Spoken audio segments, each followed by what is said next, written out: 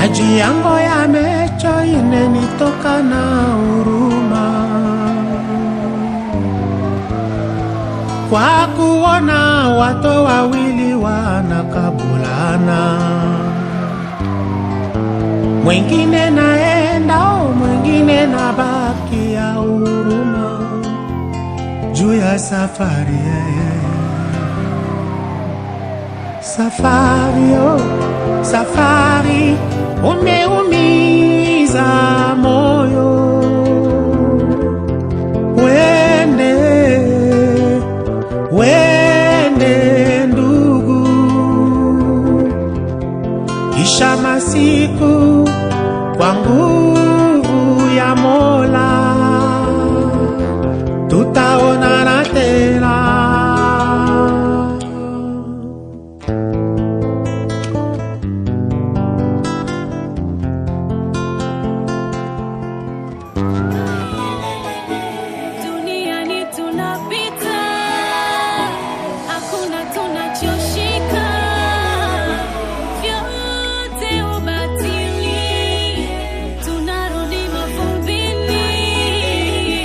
Maisha haya ni fumo, hatujui leo na kesho, kifo kimefungwa.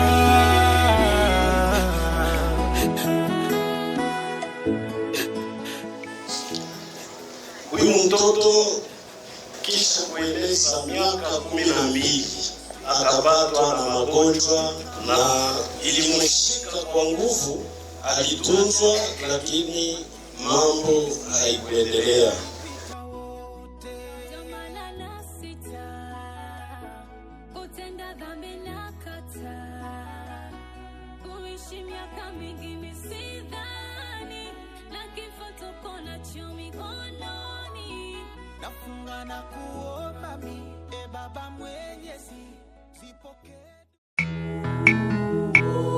Vanité de vanité,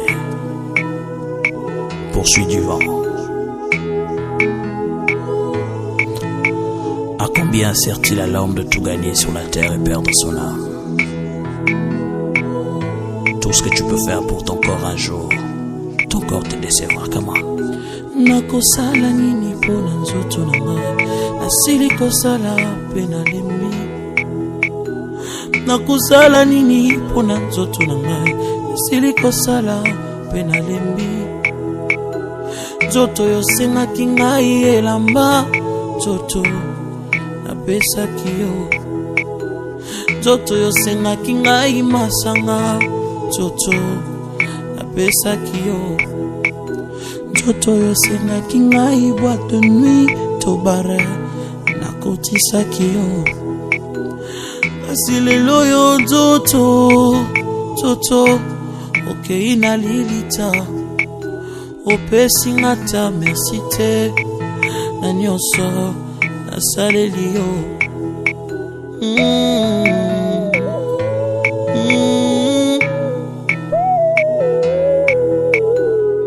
Nzoto na ngai,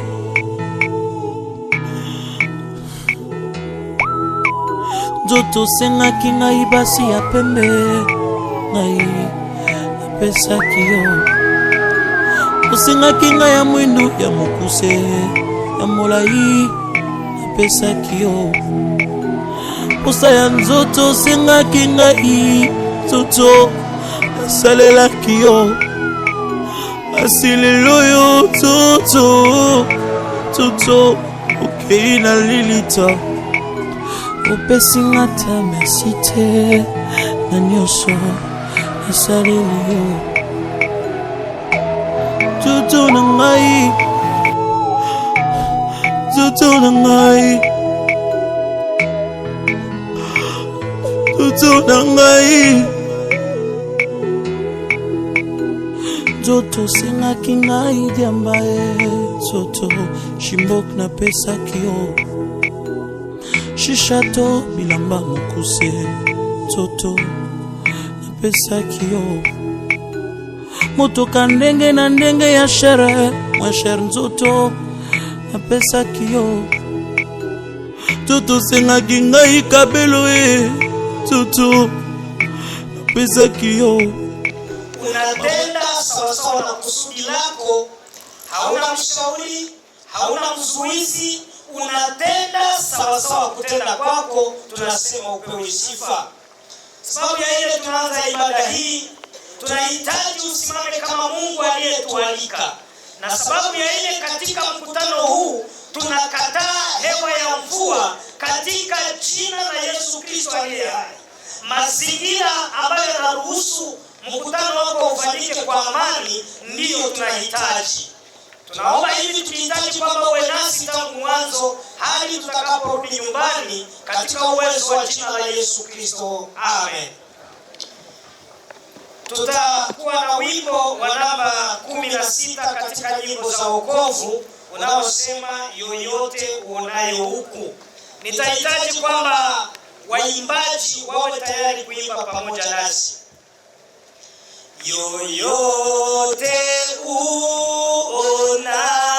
uonayo katika mwendo wako, yafaa kumwambia Yesu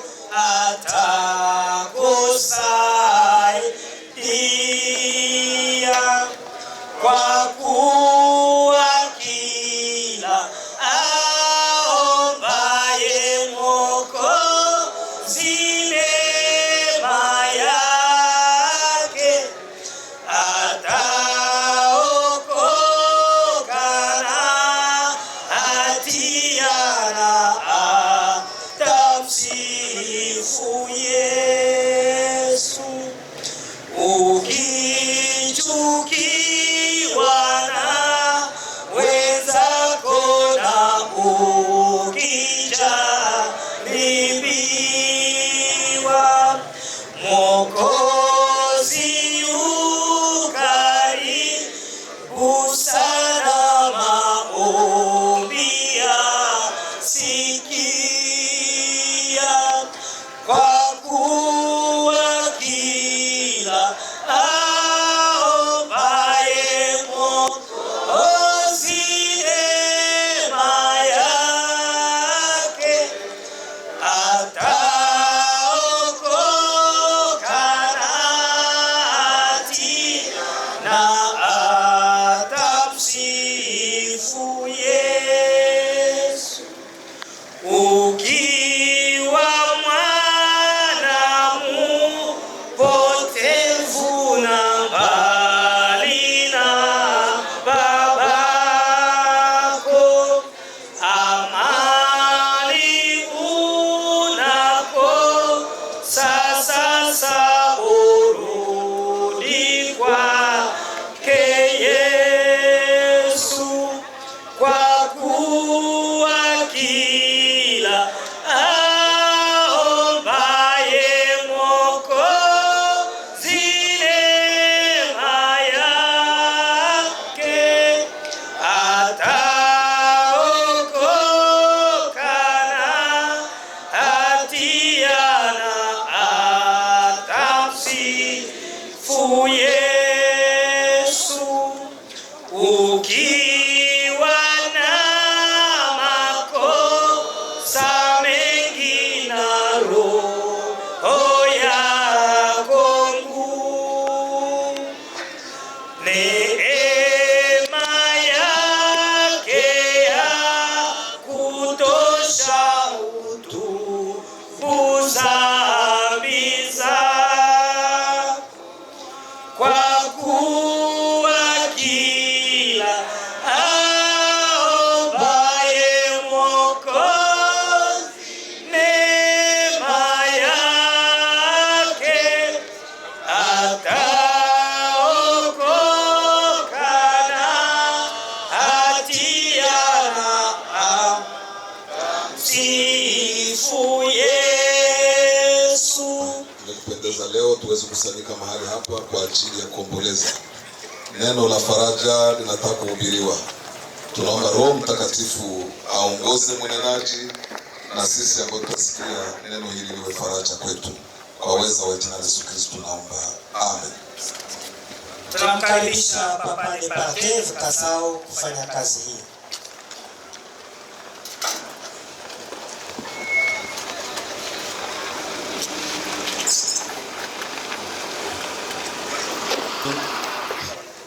Neno la Mungu katika kitabu cha Ufunuo wa Yohane sura yake ya 21.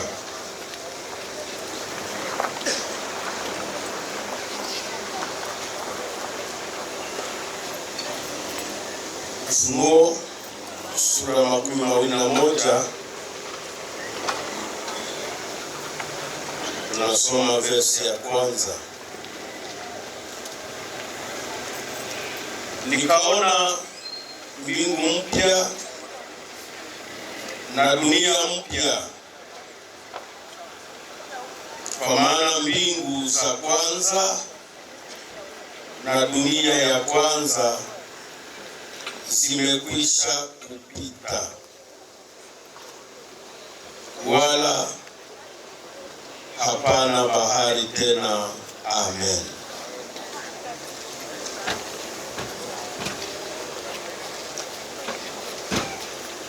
Mtumishi wa Mungu anayeona maneno haya, Yohane mtume, katika kisanga cha Patmo, katika mambo mengi aliyoyaona kwa muda huu, tukumbuke kwamba hivi vyote tunavyoviona leo vitapita. Vitapita na kutakuja vilivyo vipya. Ujumbe kwa mchana wa leo kwako ni kujiandaa kwa yale mapya yatakayokuja, sababu hivi tunavyoviona leo ni vya muda, vitapita, wala hapana kimoja kitakachobaki. Namna tunavyozungukwa hapa, Yohana anashuhudia kwamba aliona mbingu mpya, akaona dunia mpya, na anasema kwa sababu zile za kwanza, zile za zamani,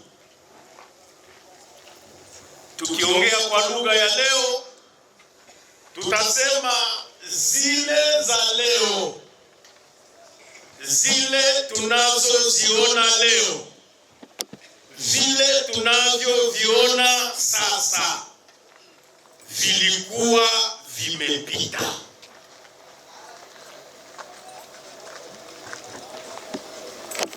Acha nikumbushe mtu hapa kwamba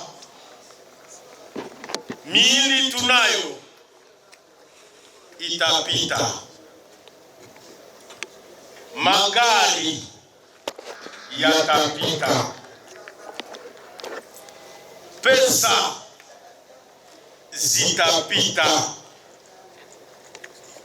maparcel zitapita, diploma zote zitapita. Mungu katika ukuu wake anaona umuhimu kupitisha hivi vyote, maana vina kasoro. Hivi tunavyoishi navyo leo vina matatizo mengi. Mungu akuwezeshe na atubarikie neno kwa mchana wa leo. Amen. Na tuwe na maombi. Mungu Baba, tunakusifu sababu una mradi mzuri kwa maisha yetu. Tunaweza kufa wakati wowote, lakini asante sababu una mawazo mazuri ya kutuondolea hivi vyote vya zamani, na unataka kesho tuishi katika mbingu mpya na nchi mpya. Tuwezeshe na sisi kujiandaa tukipita ndani ya Kristo, ili tuwe wapya, tuishi katika yaliyo mapya. Neema hii tunaiomba kwako katika siku hii ambayo tunahitaji faraja kutoka kwako, tunapoachwa na mpendwa, lakini tunajua tukiwa wapya sote tutakutana katika mbingu mpya na nchi mpya. Ni hivi tunakusihi kwa utukufu wa jina la Yesu Kristo. Amina. Mungu na awabariki. Bwana ambariki mtumishi wake kwa kazi hii. Amen. Tunafikia karibu ukomo wa programu yetu, lakini tunakuwa na watu 3 ambao waliomba neno na tunataka kuwapa ile neno, kisha tunaendelea. Tutampokea Frere Bikulo Ngabo kwa kutupatia bibliografi ya dada yetu Dorcas. Karibu.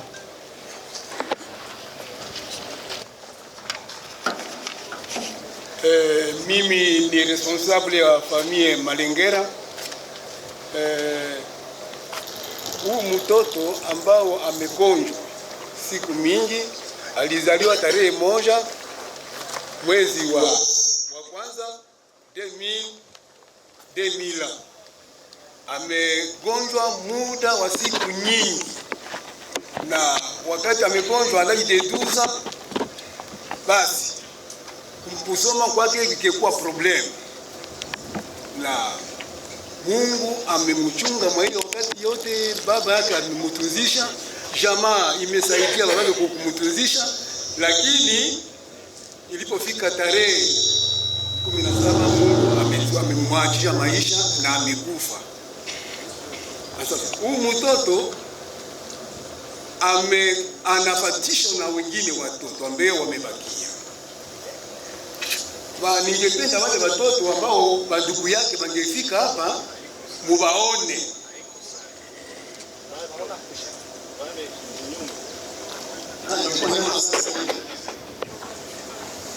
Okay.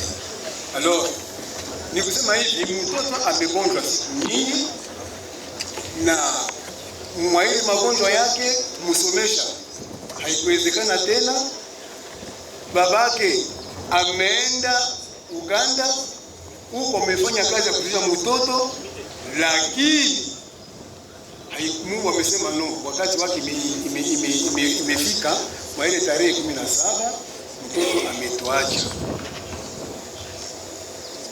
Inaisha pale kwanza. Alors, hii maisha tuko nayo ni mazito sana, na baba yake muloko njo Joseph Balikira ameenda Uganda kwenda kuambia baba mkubwa yake amupatie mtoto amutunzishe huko Goma. Amekuja na mtoto, ametunziwa hapa hospitali ya Keshero, lakini Mungu alisema kama wakati yake imekuwa tayari kurudia, na ndio hivi mtoto ametuacha. Na tunashukuru Mungu vraiment kwa nyinyi nyote ambao mmekuja kutomboleza, kutupatia pole katika shida, katika furaha. Antuka tunasema Mungu awabariki na aongezee maisha.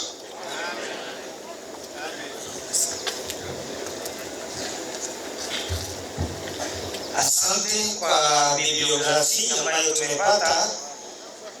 Mtu wa pili ambaye aliomba neno ni mzaliwa wa kwanza wa jamaa hili, Fisiele wa mkuaji na dada ambaye ametuacha. Karibu. Aliye pia responsable wa jamaa kwa neno na kuweka gerbe de fleur. Bwana Yesu asifiwe.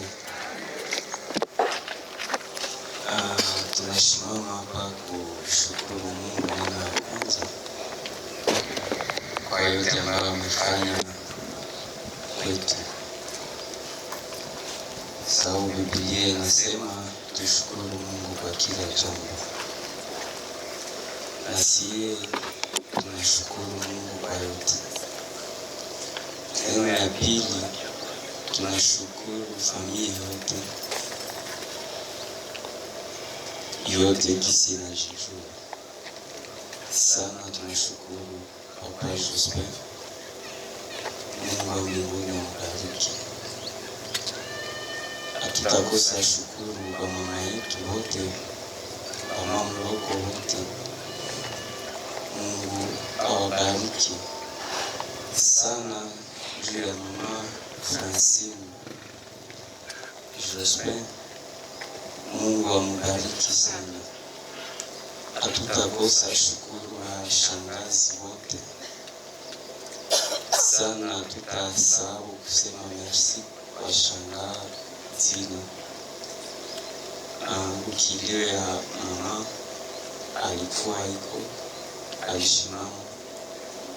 Ukilio ya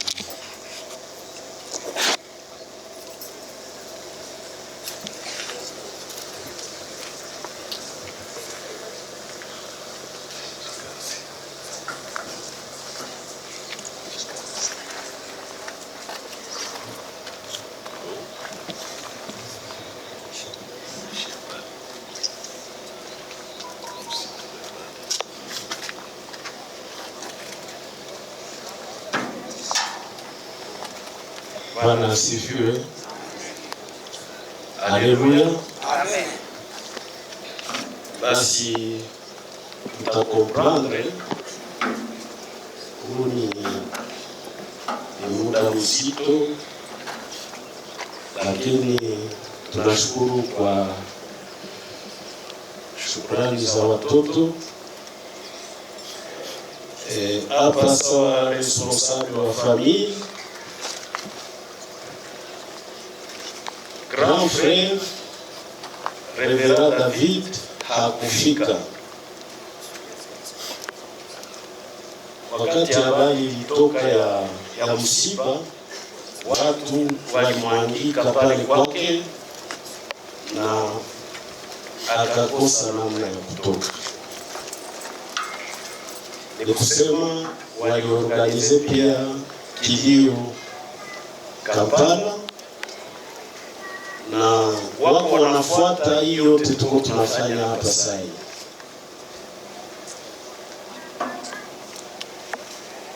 Nilitaka kuongeza kidogo juu ya huyu mtoto Lorika.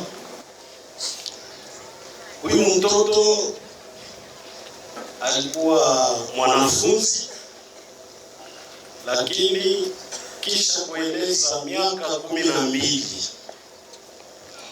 mtoto akapatwa na magonjwa ya kisukari, diabetes, na ilimshika kwa nguvu na ikasababisha asiendeleshe masomo. Alitunzwa lakini mambo haikuendelea. Ni kusema siku zake za kuishi bila magonjwa njoo za kidogo kuliko miaka ambazo amefanya na magonjwa, sababu amefariki akiwa na miaka 26. Ni kusema amesumbuka miaka 14, na diabetes iliingiza makomplikasyon, ikaua mafigo, ikaua macho, na tension pia ilikuwa juu kabisa. Tension ilikuwa inafika 500 200 plutôt. Ile sukari ilikuwa inafika 500 kule, na waganga walifanya yao yote, lakini mambo haikuitika. Na ilifika wakati ambapo tulikaa ndani ya jamaa tukompare maswe za Kampala na huku kwetu. Huku kwetu tuko na waganga wazuri, probleme tu ni equipement materiel. Tulienda twala mtoto, tulienda na mke wangu, na hali tulimkuta ndani, hatukuwazia kama tunaweza kumfikisha Goma. Lakini tukishamleta kwa hospitali ya Keshero, madaktari waganga walitumika, walipiganisha yao yote. Tulileta mtoto anavimba mwili yote mzima, lakini ilifika wakati banastabilize kwanza ile uvimba ya mwili, na mtoto akakuwa bien. Mtoto alinenepa, mtoto alianza kuzungumza vizuri, lakini pia macho ilikuwa imekufa. Hapa kabisa tunashukuru sana madaktari wa Keshero, Dr. Faustin na service yote ya medicine interne. Tunashukuru médecin directeur, tunashukuru personnel yote ya hospitali ya Keshero kwa implikasyon kubwa ambayo walifanya, na tunashukuru pia marafiki, jamaa na Bakiro na wandugu wote ambao walituunga mkono wakati mtoto alikuwa katika hali ya mateso. Particulièrement ninashukuru dada Tina ambaye alijitoa, sababu huyu mtoto alianza kufanya bezwe kwenye iko, lakini dada alifanya yake yote kumchunga mtoto hospitali. Siwezi kosa kushukuru mke wangu Baeni Francine. Si kila mtu anapata mke akwe na panguza uchafu ya mtoto mwenye alizaliwa na ndugu yako.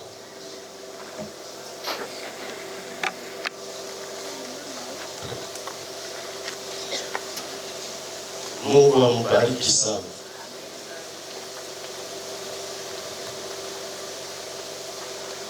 Tunashukuru wabinti wenzake ambao walikuwa naye pale nyumbani, walikuwa wasinzie tena. Kila usiku walikuwa wasinzie juu ya mateso ya ndugu yao, lakini walimuvumilia katika ile hali. Tunasema Mungu awabariki. Ni kusema ninyi yote ambao mmefika hapa, nikianza kwa wakubwa wa shirika la Sepak,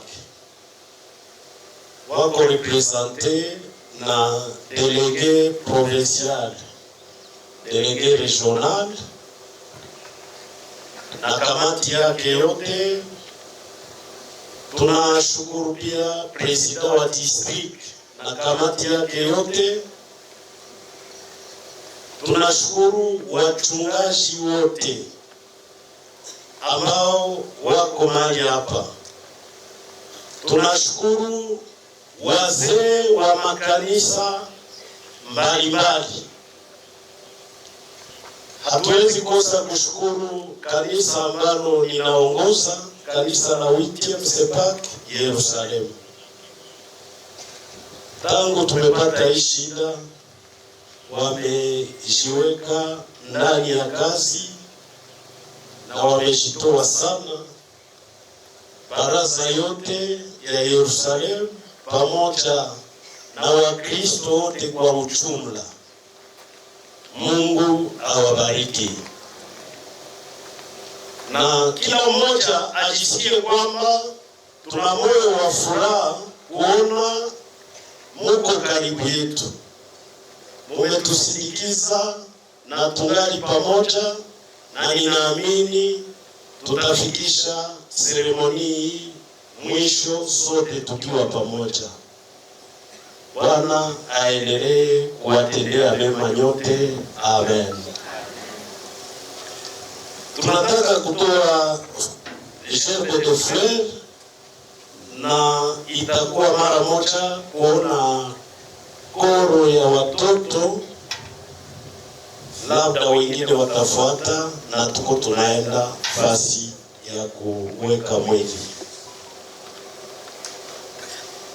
Hivi nitaalika mama mzazi na wadada pale, mulete mama kusudi tupane gerbe de fleur. Tutapenda tunaruhusu wachungaji hesabu kidogo ya watu juu ya kugomboa muda. Hatutaruhusu watu yote kuona mwili hapa.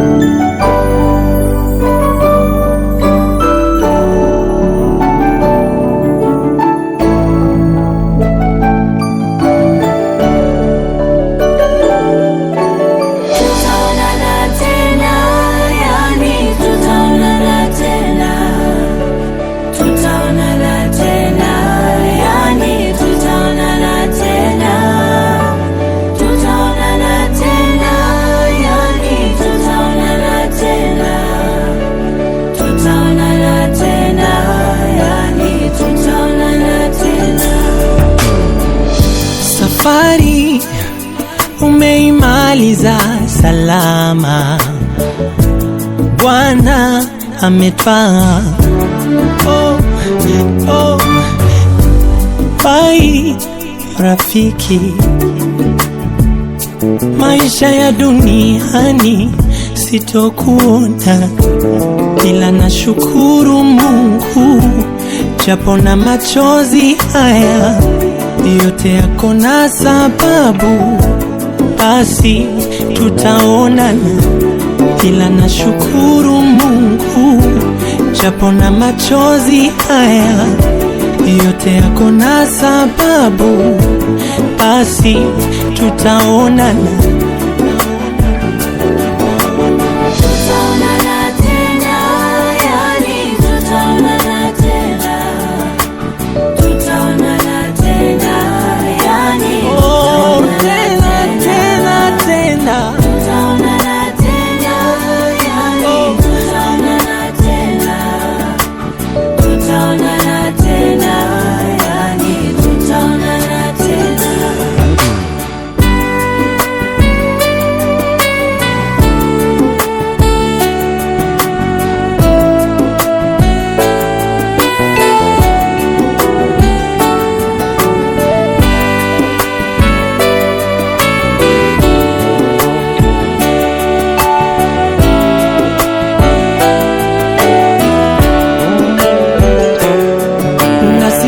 Kumkosea Mungu, kusema kutenda sawa, aliyetoa ndo ametwaa, ninashukuru. Ila nitasikitika masikitiko makuu. Sitokusahau rafiki yangu huyu, nitaomboleza, nitalia kwa nguvu. Ina afadhali kuondoa uchungu, ila japo na machozi haya yote yako na sababu, basi tutaonana. Ila nashukuru Mungu, japo na machozi haya yote yako na sababu, basi tutaonana. Tena tena tena, ninajua tutaonana.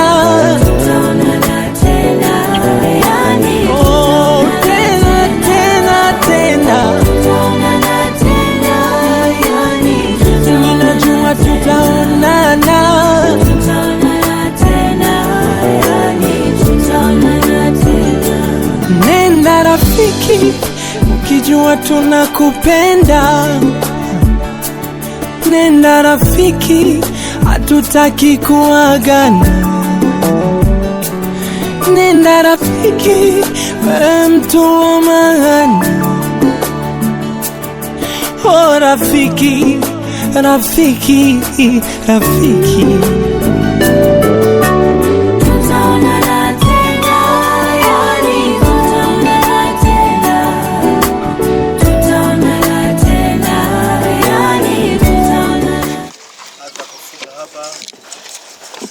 Shamba letu la mwisho kumwacha vitu wetu.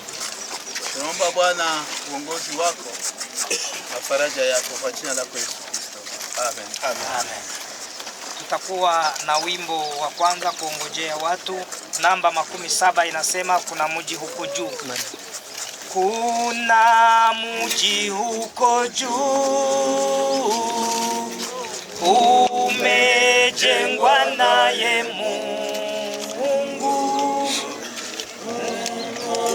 Kuna mto mmoja wenye maji mazima kabisa. Tutakusanyika huko kwa raha penye mto mwema sana. Tutakusanyika na Wakristo wenye mto wa maji mazima, kama twamini Yesu, kama tufichiza tena, kama moyoni mweupe, tutafika mtoni pambi Ingu tutakusanyika huko kwa raha penye mto mwema sana. Tutakusanyika na Wakristo penye mto wa maji mazima.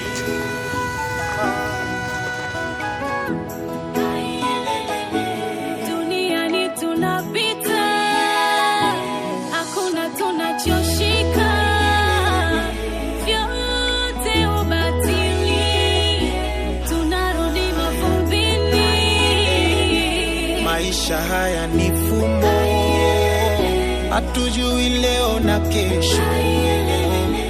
Kifo kimefungwa.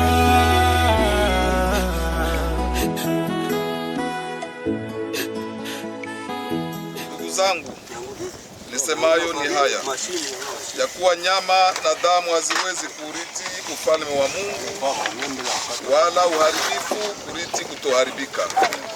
Angalieni, nawaambia ninyi siri, hatutalala sote, lakini sote tutabadilika kwa dakika moja, kufumba na kufumbua, wakati wa parapanda ya mwisho. Maana parapanda italia na wafu watafufuliwa, wasiwe na uharibifu. Nasi tutabadilika, maana sharti huu haribikao uvae kutoharibika, nao huu wa kufa uvae kutokufa. Basi huu uharibikao utakapovaa kutoharibika, na huu wa kufa utakapovaa kutokufa, hapo ndipo utakapokuwa lile neno lililoandikwa, mauti imemezwa kwa kushindwa. Amen. Bwana Yesu asifiwe. Amen. Tumehubiriwa mengi ya kwamba vyote ambavyo tunaviona vitapita na mili ambayo tunaivaa itapita. Biblia imetuambia kwamba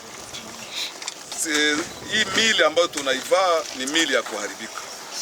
Kwa kweli ni mili ya kuharibika, sababu Dorika tulimpenda, lakini tukisema ya kwamba mwili wa Dorika tubakie naye, hakuna mwanaweza kufurahi au anaweza kupenda, kwa sababu ni mwili ya kufanya nini? Ya kuharibika. Ni sherti hii mwili ambayo Dorika alikuwa anavaa iwezi kuingizwa tena katika udongo, ili sawasawa na neno la Mungu, wakati parapanda itakapolia, Dorika avae tena mwingine mwili mpya, kwa sababu ni ile mwili mpya itamulaki Bwana mawingu. Na hii tunatumaini ya kwamba Dorika ambaye alimwamini Yesu Kristo, amekufa ndani ya Yesu Kristo, na tayari ameandaliwa makao na Bwana, kwa sababu neno la Mungu linatuambia, Yesu anatusema ya kwamba ninaenda kuandalia makao mahali niko nanyi muwepo. Tuna imani ya kwamba mahali tumeweka Dorika, parapanda italia, naye ataisikia na atafufuka pamoja na watakatifu. Basi Bwana aendelee kupokea roho yake, na siku ya parapanda aweze kufufuka pamoja na watakatifu wengine. Basi sawasawa vile na neno la Mungu linasema ya kwamba Dorika ulitoka katika mavumbi, umerudi tena katika mavumbi, lakini wakati wa parapanda uweze kufufuka pamoja na watakatifu. Amen. Baba, katika uweza wa jina la Yesu Kristo, tunashukuru maana neno lako lilisema ya kwamba tulitoka katika mavumbi na ni sharti turudi katika mavumbi. Tumeweka mwili wa Dorika mahali hapa ambapo Bwana ni mahali pa kuharibika, lakini tunaomba upatakase katika jina la Yesu Kristo. Upatakase mfalme wa falme, na hata malaika wako wafanye ulinzi mahali hapa, na wakati parapanda itakapolia aweze kuisikia, afufulie pamoja na watakatifu wengine. Tunaomba tukiamini ya kwamba umesikia na utatenda sawasawa na maombi yetu, kwa jina la Yesu Kristo. Amen. Amen. Jamaa karibu. Mdogo yeye karibu. Yeye ndio wa mwisho anahitaji kupata neno.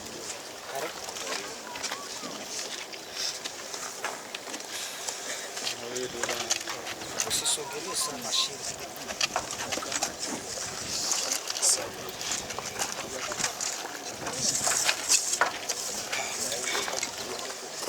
Dorcas mazingira.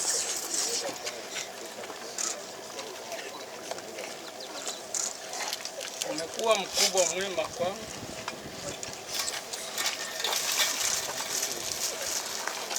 Tangu nilikujua nilipokuwa mdogo.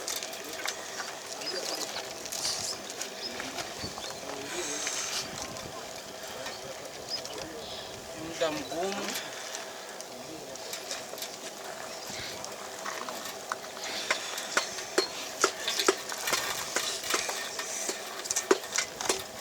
lakini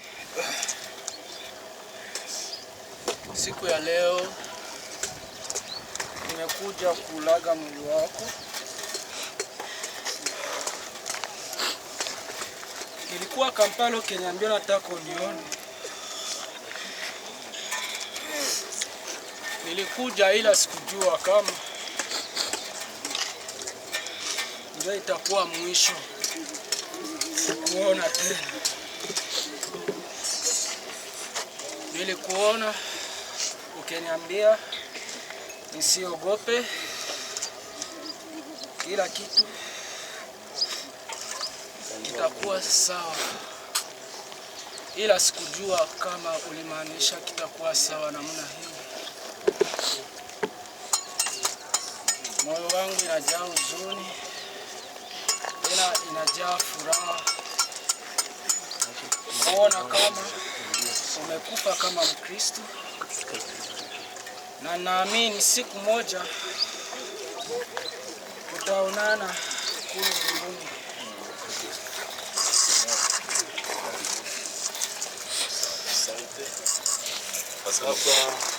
Mambo ya familia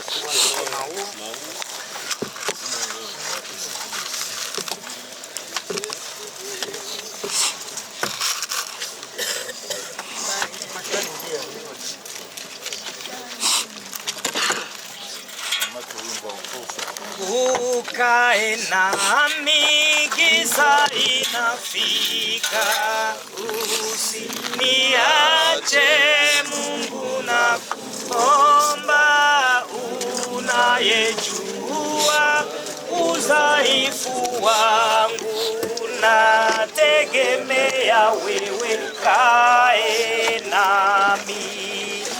Maisha yangu ni mafupi sana, uzuri wa dunia utaisha, una machozi kufa uko chini, wewe Mwokozi wangu.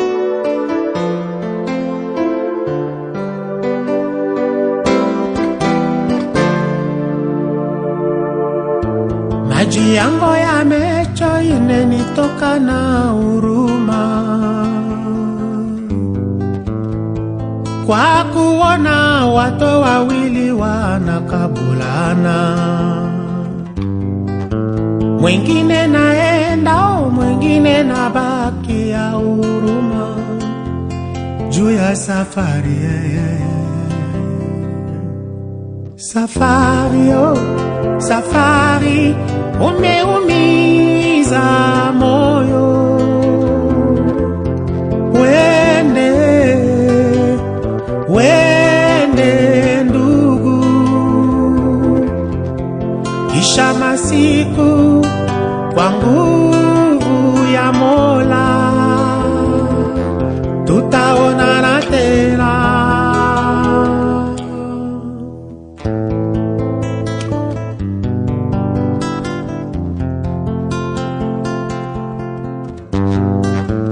Mimi leo naenda, tumelakana nawe,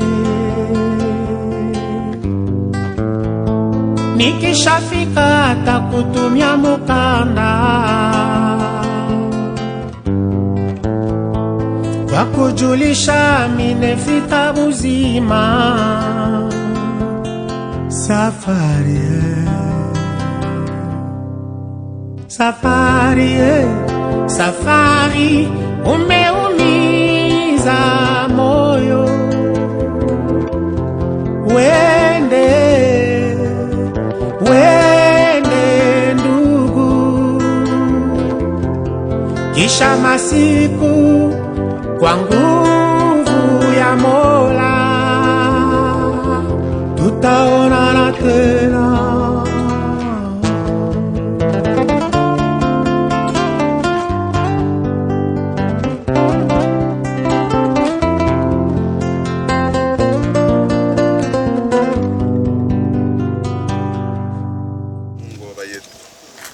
Tunakushukuru katika jina la mwana wako Yesu Kristo aliyekufa kwa ajili yetu ili tupate uzima wa milele. Tumefika mahali hapa kusindikiza mwili wa mjakazi wako Dorcas. Asante Mungu sababu ulituongoza tulipofika, na katika seremoni zote umekuwa pamoja na sisi. Sasa mwili wa mjakazi wako umelazwa mahali hapa. Tunachoomba kwako ni kwamba jeshi la mbinguni lisunguke mahali hapa, maserafi, makerubi wafanye ulinzi mahali hapa Bwana Yesu. Ile siku ya ufufuko ifike, mwili wa mjakazi wako haikukuwa deranje na hali za giza. Sasa tunataka kuondoka kurudia tena nyumbani. Urudi pamoja na sisi. Tupitie mbele na nyuma, ngambo na ngambo, juu na chini, utukufu wako utuzunguke. Endelea kubariki kipindi kingine ambacho kinabaki nyumbani. Tujalie neema, tuepushe maaksida, tufike salama. Kwa jina la Yesu Kristo Bwana wetu. Amen. Amen. Bwana tubariki sana. Amen. vanité de vanité, poursuit du vent. À combien sert-il à l'homme de tout gagner sur la terre et perdre son âme? Tout ce que tu peux faire pour ton corps un jour, ton corps te décevra. Comment? Nakosala nini pona nzoto na ngai, nasili kosala pe nalembi. Nakosala nini pona nzoto na ngai, nasili kosala pe nalembi. Nzoto yosengaki ngai elamba, nzoto napesaki yo. Nzoto yosengaki ngai masanga, nzoto napesaki yo. Nzoto yosengaki ngai boîte de nuit to bare, nakotisaki yo. Kasi lelo yo nzoto okei na lilita, opesi ngata merci te na nyonso nasaleli yo.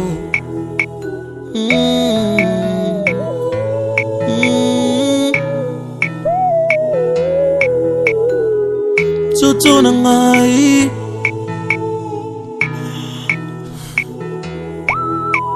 nzoto sengaki ngai basi ya pembe, ngai napesaki yo. Osengaki ngai ya mwindu ya mokuse ya molai, napesaki yo. Posa ya nzoto sengaki ngai, nzoto nasalelaki yo. Asilelo yo nzoto okei na lilita, opesi ngata merci te na nyonso nasaleli yo. Lakini mawazo unayotuwazia ni mawazo ya amani. Umetulinda, tumeenda salama, tumerudi salama. Jina lako libarikiwe. Tunakukabidhi programu yote ambayo itafanyika hapa, mambo yote namna itaendelea. Mungu, tunaitia katika mikono yako. Uwe nasi tangu tunaanza hadi tutamaliza, kwa jina la Yesu, amen.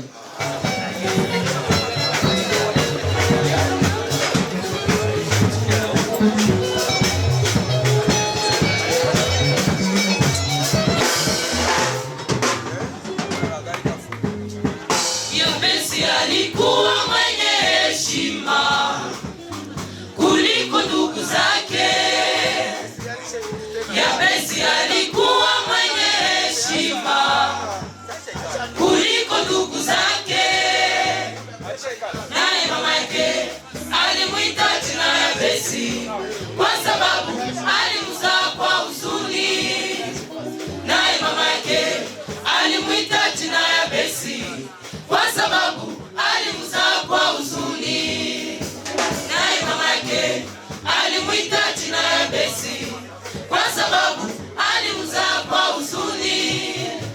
Naye mama yake alimuita jina Yabesi kwa sababu alimzaa kwa huzuni.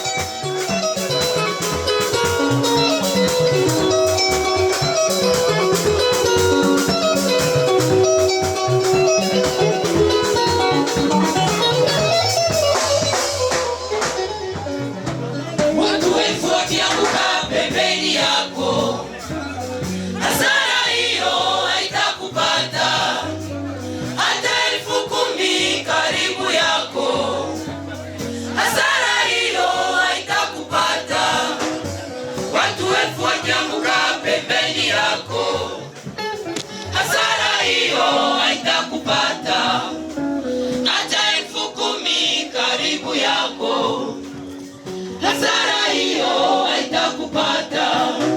Majaribu yakija usibabaike, tunaamini jina la Yesu. Tunapodharauliwa, twatemewa mate, tunaamini jina la Yesu. Majaribu yakija usibabaike, tunaamini jina la Yesu. Tunapodharauliwa, twatemewa mate, tunaamini jina la Yesu. Tunangoja mapenzi yako Mungu, tunangoja mkono wako Baba, tunangoja mapenzi yako Mungu, tunangoja ufanye kazi yako.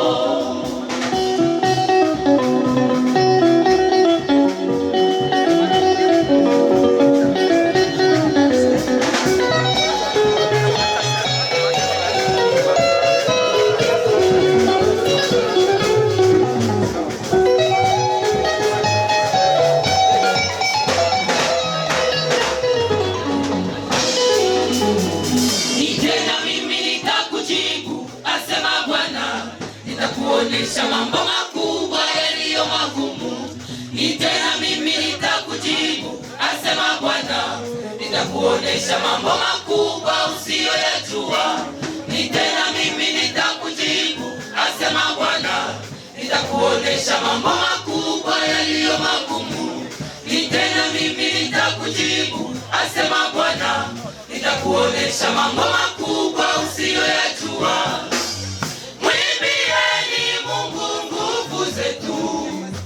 Shangilieni Mungu wa Yakobo, mwimbieni Mungu nguvu zetu. Shangilieni Mungu wa Yakobo, pazeni zaburi, pigeni matari, na kinubi chenye sauti nzuri. Pazeni zaburi, pigeni matari, na kinubi chenye sauti nzuri.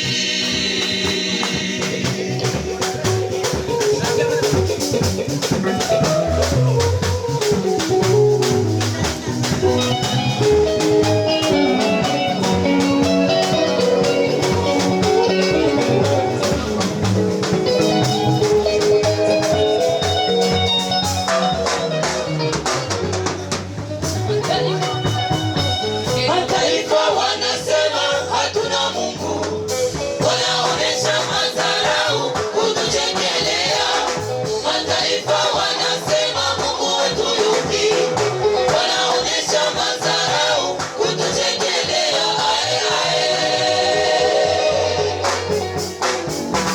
Mataifa wanasema hatuna Mungu, wanaonesha madharau kutuchekelea. Mataifa wanasema Mungu wetu yupi, wanaonesha madharau kutuchekelea. Sikia, maombi kama ya Yabesi. Sikia, maombi kama ya Yabesi. Maombi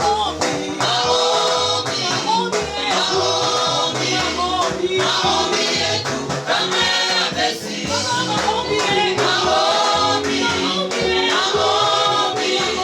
Maombi yetu kama ya Yabesi. Sikia, maombi kama ya Yabesi. Sikia, maombi kama ya Yabesi.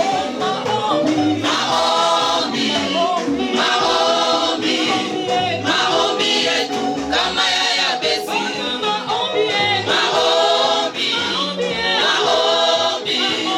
Maombi yetu kama ya Yabesi. Huyu ambaye tumemsoma katika kitabu cha Ayubu sura yake ya 14 mstari wa 1 anasema ya kwamba kila mwanaume, lakini kwa kitabu au Kiswahili nyingine inasema kila binadamu au kila mtu, sababu tukifuata hii Kiswahili ya kila mwanaume manake Dorika hangelikufa, lakini kwa sababu ni kila mtu au kila binadamu aliyezaliwa na mwanamke, siku zake ni chache, lakini tena mwandishi anatuambia kwamba zimejaa tabu.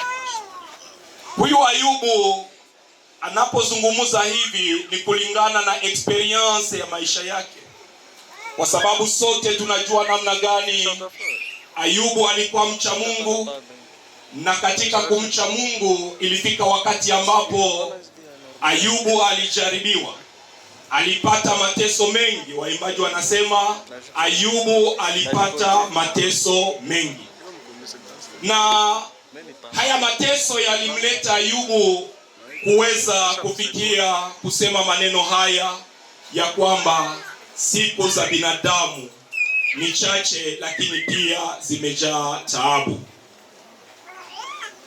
Lakini tunaposoma barua hii ambao Paulo ameandika kwa Timotheo, imeandikwa ya kwamba hatukukuja na kitu duniani na hatutarudi na kitu chochote. Hapa ndiko magumu yanapatikana, kwa sababu ninapoangalia yale maneno tena ambao mwandishi wa Zaburi amezungumzia na kusema ya kwamba Bwana unifundishe kuhesabu siku zangu ili nipate kuwa na moyo wa akili. Mpendwa, tunapozungumza juu ya habari ya maisha ama kifo, wakati mwingine mtu anaweza kazani ya kwamba kifo kimewekwa tu kwa watu ambao wamekomana, wamekuwa watu wakubwa, sababu ukisoma wakati mwingine Zaburi ambayo inasema ya kwamba siku za mwanadamu za kuishi ni miaka 70, na kama akiishi siku nyingi itakuwa ni miaka 80. Haya maandishi yanaweza kukudanganya. Haya maandishi yanaweza kuacha unaringa na kuzani ya kwamba bado ningaliki na miaka kidogo, mimi nachunga nikuwe na 69, alafu nitajua ya kwamba kuna baki mwaka moja nieneze 70 ndiko nianze kujiandaa. Lakini tunapotazama maisha ya binti yetu Dorika, tunapofuata hiyo biografia ambao wametupatia ya kwamba binti yetu amefariki na miaka 26, utaona ya kwamba ilikuwa ni miaka ya ujana na bado ilikuwa haijakaribia ile 70. Ukifanya kalkile utaona ya kwamba labda ilikuwa inamubakilia miaka 44 ili afikie ile miaka 70. Lakini mwandishi wa Zaburi anaposema unifundishe kuhesabu siku zangu nipate kuwa na moyo wa akili, ni kwa sababu utaelewa ya kwamba hakuna mtu aijuae siku wala saa ya maisha yake. Mtoto mdogo anazaliwa na anafariki. Mtoto wa miaka 10 anafariki. Kijana wa zaidi ya miaka 18 anafariki. Na labda kuna wazee wengine ndani ya jamaa hili ungeliwauliza. Hata niliona katika jamaa langu siku moja tulipata na kilio, na iliniinterese kuona ya kwamba kulikuwa mzazi mmoja ambaye alikuwa analia, anasema Mungu ungeliacha mimi niende, huyu mtoto afanye nini? Abakie. Labda na muija jamaa ungeliuliza, hata tungelifanya labda shua, kuna watu ambao tungelisema huyu atangulie, huyu mtoto afanye nini? Abaki bado. Lakini sasa nikueleze ya kwamba siri ya Mungu ni kubwa, sababu Mungu yeye anapochagua kuvuna ni kama mtu anaenda katika shamba ya mihindi imekomala, anachagua muhindi anataka ndiye anavuna, na hakuna muhindi namwambia mimi njoo ukate uache ule. Hapana. Mungu anapovuna anavuna yule anayemtaka. Na jioni ya leo sitawachokesha tunapozungumza juu ya habari ya kifo. Nataka niwazungumzie juu ya mambo mawili ama matatu ya muhimu tunapozungumza juu ya kifo. Elewa tu ya kwamba maisha ya binadamu, jambo la kwanza ni maisha mafupi, nao yanajaa nini? Yanajaa taabu. Upende usipopenda, maisha yako, maisha yangu ni mafupi, na hakuna mtu alishakashiba siku. Sababu hata mwenye alishafika miaka 18, ukimuuliza unataka kuishi tena, atakwambia Mungu niongezea hata miaka 12 nyingine. Akafika kuile 100, atakwambia Mungu niongezee tena, niongezea hata miaka nyingine ngapi. Lakini elewa ya kwamba hata ukue na miaka ngapi, maisha tu ya mwanadamu ni mafupi, nao yanajaa nini? Nao yanajaa taabu. Jambo la pili, hii maisha ni mafupi nao yanajaa taabu. Jambo la pili linatakiwa ni kuwa na akili ya kutayarisha maisha ya baadaye. Kukuwa na akili sasa ndio kufanya nini katika hii ulimwengu ambao tunaishi ndani. Unajua mara inashangazaka mtu anaweza kumwambia iko na akili na kumbe hana akili. Ama tuko katika safari lakini wakati mwingine tunakosa akili. Ndio maana mwandishi wa Zaburi akasema, Bwana unipe moyo wa akili. Kuwa na moyo wa akili ndio kufanya nini kama vile Mkristo? Ni kuelewa ya kwamba maisha yetu hapa chini ya jua ni mafupi, lakini tunapasha kutayarisha maisha ya nini? Ya umilele. Kuna maisha ya umilele. Sasa shida ni kwa sababu kuna watu ambao walijizania wana akili na wakatayarisha maisha ya umilele vibaya. Nilikuwa nikisoma historia ndani ya mitoloji fulani kama vile mitoloji greke, egyptienne tu consort, nikakutana ya kwamba kuna watu walijua ya kwamba wakikufa wataishi tena. Ni kama vile na sisi tunaamini baada ya kifo kuna maisha tena baadaye. Ukifika civilisation egyptienne, kama utasoma historia, utakutana ya kwamba wao wakati mtu alikuwa anafariki, kama ni mfalme au ni tajiri, walijua ya kwamba huyu mtu kwenye anaenda anapasha kuishi tena. Kumbe tumutafutie vitu vyenye ataishi navyo. Ndio utasikia ya kwamba walikuwa nazika wengine na wafanyakazi. Wanazika mtu na wafanyakazi wazima wakisema hao wataenda kumtumikia kwenye anaenda. Wengine walizikwa kama mtu alikuwa poligame ana wanawake, walichagua yule mke aliyependwa naye, wanamuzika pamoja na yule mume alikufa, kusema huyu ndio atamsindikiza kukua bibi yake kule. Wengine walizikwa na vitu vyao, kama alikuwa na vitu maor na vingine, wanakamata wanaweka kwenye kaburi lake. Hiyo ilifanyika civilisation egyptienne, ukienda Chine, ukienda na nafasi nyingine. Hata leo wameremplace ile, kuliko wazike sasa watu juu ya habari ya droit de l'homme, wanakamata mastati ndio wanazika kuliko kuzika watu. Nisema wanasema kwamba huyu mtu ataishi baadaye. Lakini sisi Biblia inatufundisha hivi. Paulo anasema pale, tumesoma Timotheo ya kwamba tulikuja duniani hatuna kitu na tutarudi hatuna kitu. Vyote vyenye tuko navyo hapa. Unaona tumekuwa kule kushemedi ciel. Wengine wamefika nyuma sababu wamekosa nafasi ya kupita juu ya wingi ya magari. Lakini ile magari zote, nani mwenye ameacha gari moja hata wanamubeba waseme huyu mtu alikuwa na gari 100, 200, alikuwa na maprado? Nani walishakazika wa muziki na gari yake? Hata tunakusindikiza na gari za mingi namna gani, kama hukumwamini Yesu Kristo kuwa Bwana na Mwokozi wa maisha yako, jua ya kwamba utapotea. Utapotea. Na hivi ninataka kumaliza kwa sababu sitaki nikukawishe, sababu ninajua kama kila siku mkanisa tunajifunzaka maneno ya Mungu, na mwenyewe yake mkanisa kuradio na visikiaka. Ninafurahia kwa sababu hakuna mtu atasemaka akusikiaka neno la Mungu. Sababu na barabara injili iko nafanya nini? Iko na hubiriwa. Lakini mwandishi wa kitabu cha Waebrania sura 3:7 anasema ya kwamba leo kama mkisikia sauti yangu, msifanye mioyo yenu migumu. Nataka kukwambia we mwenye uko hapa, Dorika tumemsindikiza leo. Kesho ni turu yako, kesho yake ni turu ya mwingine, na kuna turu yangu na kuna turu ya mwingine. Shida tunakuwaka nayo, tunawaze kama Dorika amekufa manake yeye tu ndio alikuwa kukufa. Hapana. Mkumbuke ya kwamba sisi sote njia yetu ni wapi? Njia yetu ni ya kifo. Lakini kifo ni mulango kwetu ya kuweza kuurithi uzima wa nani? Uzima wa milele. na ule uzima wa milele tunaupata wakati tunamwamini Yesu Kristo kuwa Bwana na Mwokozi wetu. Mungu atubariki. Amena. Tutaweza kuomba Mungu. Hatuwezi kukuwa nafasi kama hii tusipofanya aliko. Najua ni moja ya kitu kikubwa, tunapokusanyika nafasi kama hii ni sharti tuifanye aliko. Inawezekana umeelewa leo ya kwamba siku zako ni chache, na pia umeelewa ya kwamba hata kama ukifariki kuna uzima wa milele, na inawezekana ya kwamba hii sauti umeisikia vizuri na umetaka umkabidhi Yesu Kristo maisha yako. Ndiyo, inawezekana sote hapa ni Wakristo, lakini hapana, inawezekana pia kuna mtu mmoja aliingia lakini bado hajamkabidhi Yesu Kristo maisha yake. Leo ni opportunity. Haujue siku yako ya kesho. Leo umkabidhi Yesu maisha yako. Kama uko hapa na unasikia kwamba unataka uombewe kwa ajili ya kumkabidhi Yesu maisha, unaweza kwa kule nje unaweka mkono yako juu. Tuko na watumishi wa Mungu watakuombea.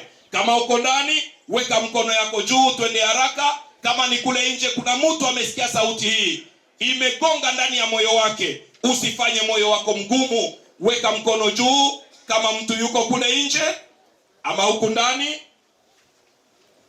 basi. Na kama sisi sote tuko tayari, ni vizuri. Lile ambalo ninajua ni kwamba neno la Mungu ni mbegu ambayo haiendake bure.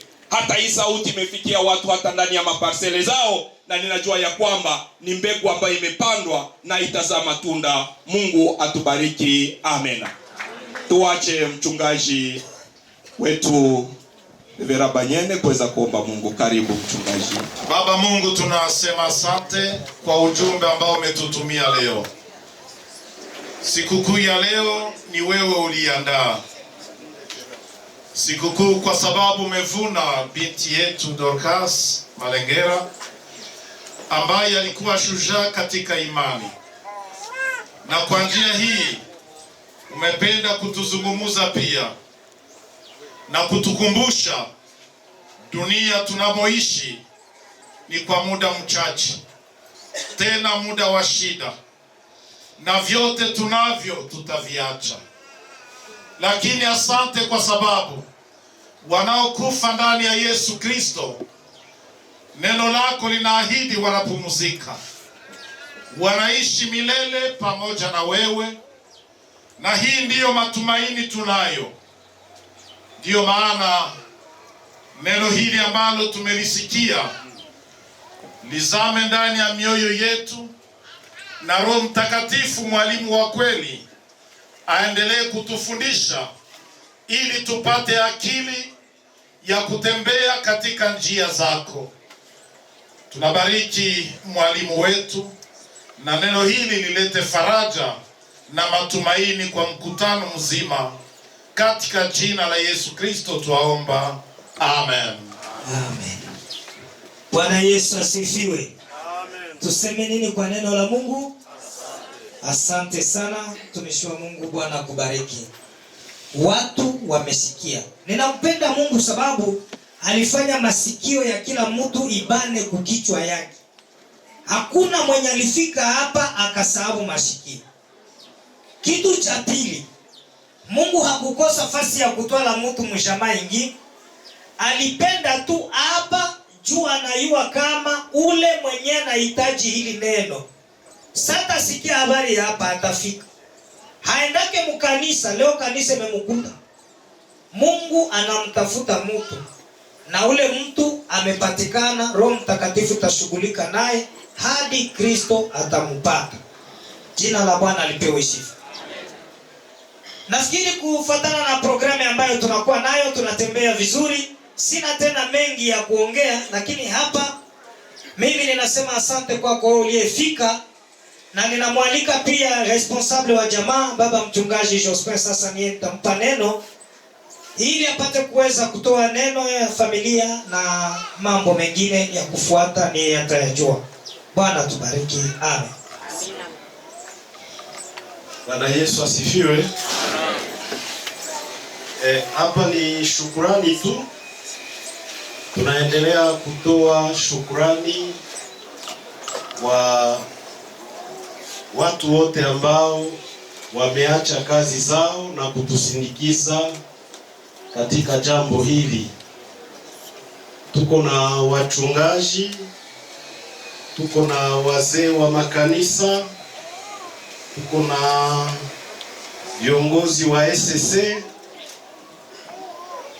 viongozi mbalimbali, hata Evre Medical nayo iko hapa. Tunasema shukrani zetu ziwafikie nyote, kila mmoja mahali anapatikana. Hata Wakristo wote, majirani, hatuwezi kuhesabu, lakini mioyo yetu imejaa furaha kuona namna mumetusindikiza. Bwana yeye mwenyewe atawalipa. Labda hapa ni kujulisha tu kwamba kilio inaisha leo, lakini wanasemaka kilio haishake. Milango itakuwa wazi kwa wote ambao watatutembelea kutuachia maombi, lakini hizi matante siku ya leve zinatokaka na hatuwezi kosa kuwapresente watoto wa ndugu za Dorika. Ni kusema grand frère, labda kwa wenye hawajui, grand frère aliowaka na akazaa watoto na mama ambaye anaitwa Beatrice, na walizaa watoto 7. Kati ya wale watoto 7 tumewapoteza sasa 2. Wabinti 3 ndio walizaliwa ndani ya ile tumbo, lakini pia vijana 4. Binti mkubwa yeye alitangulia mbele, alikuwa anaitwa Deborah, na binti wa kumfuata yeye iko mnyumba, naye iko Kampala. Na huyu ndio alikuwa binti wa 3, huyu ambaye ametuacha. Ni kusema Kampala kulibaki ule binti ambaye anaolewa na kijana moja, lakini hapa tuko na fisene na wa kumfuata na wa mwisho sasa ndani ya ile tumbo. Hiyo maana wasi wafike hapa, sababu wachungaji wako hapa. Tunahitaji maombi ya watumishi wa Mungu. Mungu atusaidie, Mungu atutie nguvu. Mungu usikane pale. Na yeye ndio wa kumfuata anaitwa Amani, na wa mwisho anaitwa Mhubiri. Huyu wa katikati njo Kade. Fisena alifika na huyu mdogo, na yule ambaye aliacha tunasema tuzike leo. Walianza safari jana juzi, na walifika jana hapa saa 10. Ni yeye njo alitoka Kampala sasa hivi. Basi ninyi ambao mmefanya hivi kutufariji, kututia moyo, amupoteze muda wenu bure, lakini Mungu atawalipa. Amen. Basi tutaalika wachungaji watuombee, Tate, karibu hapa. Dada Shanga, karibu. Ninajua jamaa ni kubwa, lakini tunakamata wenyewe viko karibu karibu. Wenyewe viko hapa karibu.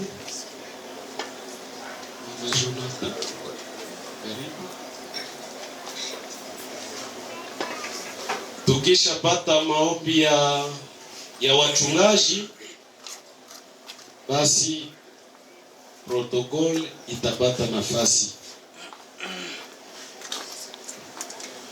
Wachungaji karibu. President wa district Reverend Kibanja atapaza sauti. Baba yetu, Mungu wa upendo, wewe ndiye faraja ya kweli.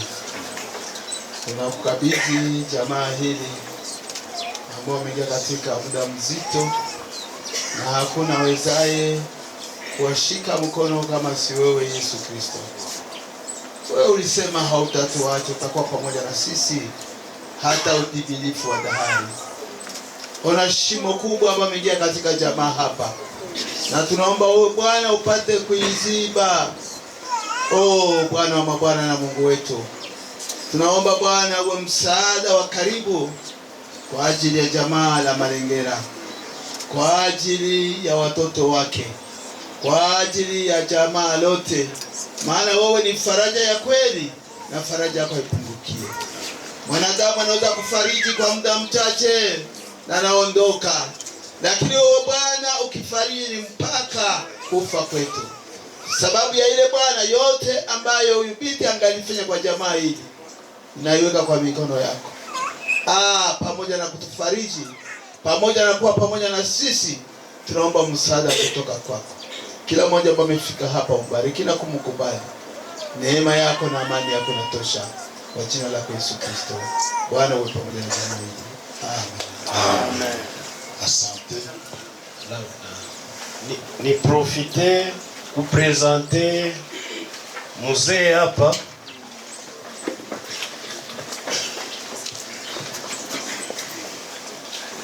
Yeye mzee hapa, tunashukuru Mungu sababu iko saa Mungu alipangaka siku ya Dorika njo tutamwona tena baba hapa. Yeye njo kade wa mwabo baba mzazi. Kama mnasikiaka mbaba yetu kuko mwenye aliendaka na tungali wadogo, sasa amerudi jani, na tunashukuru sababu iko saa Mungu alitaka tu akwe presente muumati ya watu hivi. Baba anaitwa Oria. Tunashukuru sana na karibu sana baba. Asante. Tunashukuru kila mtu ambaye amejinyima kuacha kazi zake ili atushiriki kwa msiba ambao tumeupata. Tunasema Mungu awabariki. Sisi sawa vile protokol tunasema kama ile ushirika ambayo umejiunga pamoja na ile jamaa, nao wamesema watakunywa ile maji wao wenyewe. Ndio maana tunasi kila mtu mahali alipo akae, protokoli itapita na baraza la Yerusalema.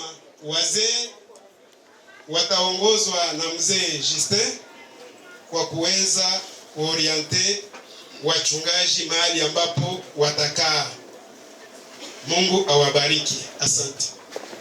Tafadhali kwa wakati huu labda tungalisimama sisi sote kusudi tuombe kwa pamoja.